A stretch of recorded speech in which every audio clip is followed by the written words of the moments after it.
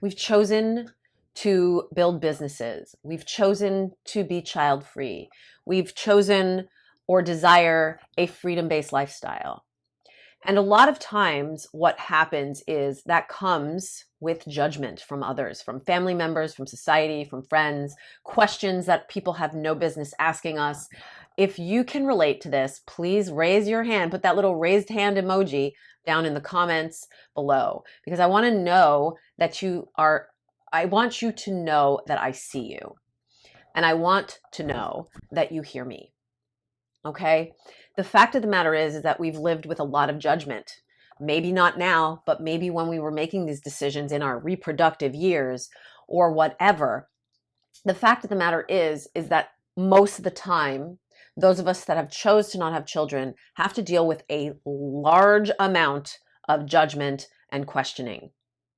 Now, here's what happens when you take that and move into being a business owner or an entrepreneur or a holistic practitioner or wellness practitioner or spiritual entrepreneur, however you define yourself. Maybe you're even still in corporate and thinking about starting to leave the 9-to-5 format. Here's what happens. All that judgment forces us to feel like we can't trust other people, forces us to be very self-reliant, which is not a bad thing. But the challenge comes when we get so overly self-reliant that we forget to ask for help. And that swings us into a cycle of codependency where we need to control it all. We don't want to ask for help. We feel guilty about whatever is going on in between our ears. And there's shame that is still there. And all of those things, all those emotions of fear and shame and guilt and grief, whatever's there for you, will block your ability to create whatever you're choosing to create. Now, that judgment, let's go back to that judgment piece for a moment. That judgment will also force you to stop asking for help. And what happens when you stop asking for help is you tend to work more and live more in your masculine energy. Now, this is not about sexual identity, orientation, or any of that. This is every single human on the planet has masculine and feminine energy.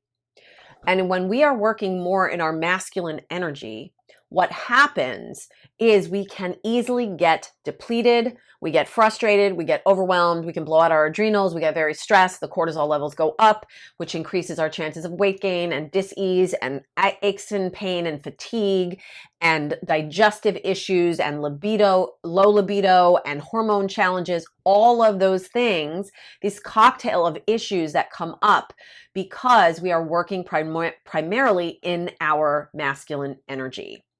So this is the work that I do.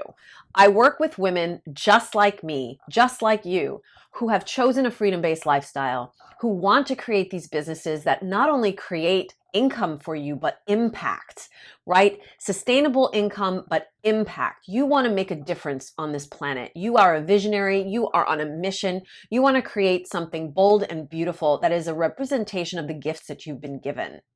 And I see you. And I want you to know that this is a safe place without judgment for you to show up and ask those questions on how do I make this business work better? How do I start working more in my feminine energy? How do I use my feminine energy in conjunction with my masculine energy so I can get the results that I desire instead of feeling like I'm spinning around and not going anywhere? So welcome. I want to say you're in the right place. I want to say thank you for being here. Thank you for being part of my community.